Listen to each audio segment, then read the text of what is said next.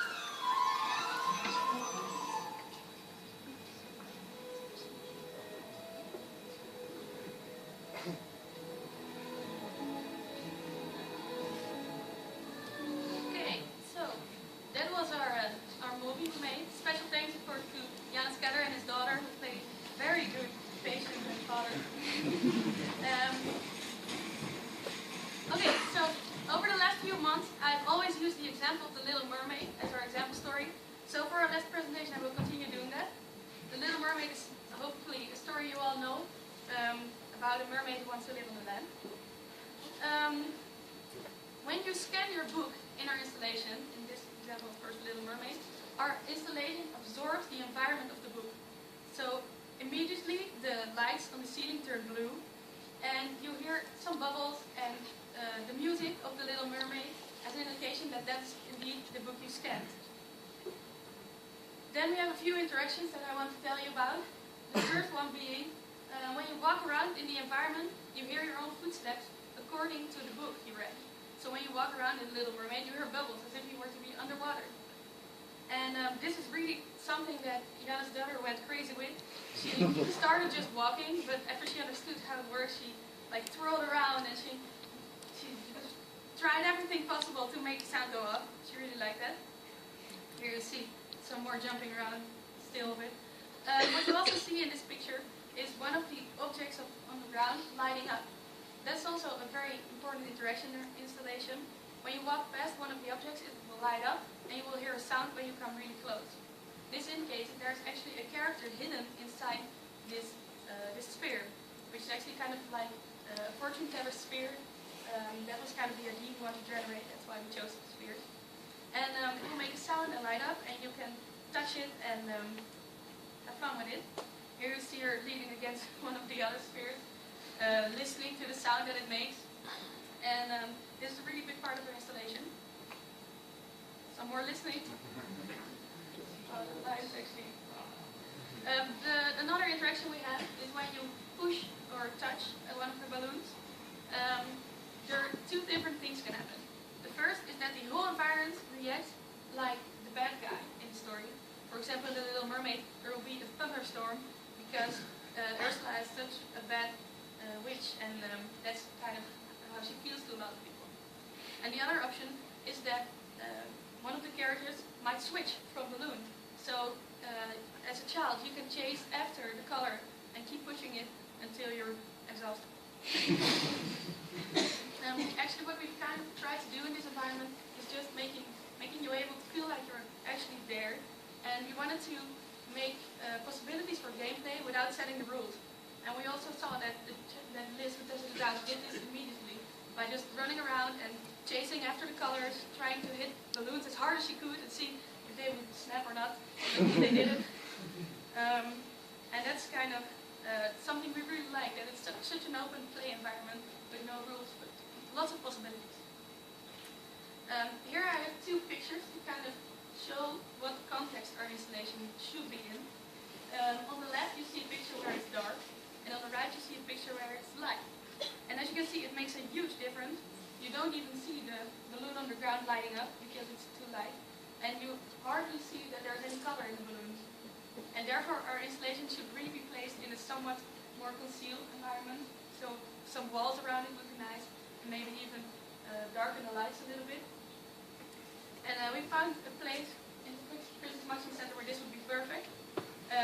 In the middle you can see Bibliotheek, which is the library, and of course it would be perfect if our installation would be close to the library.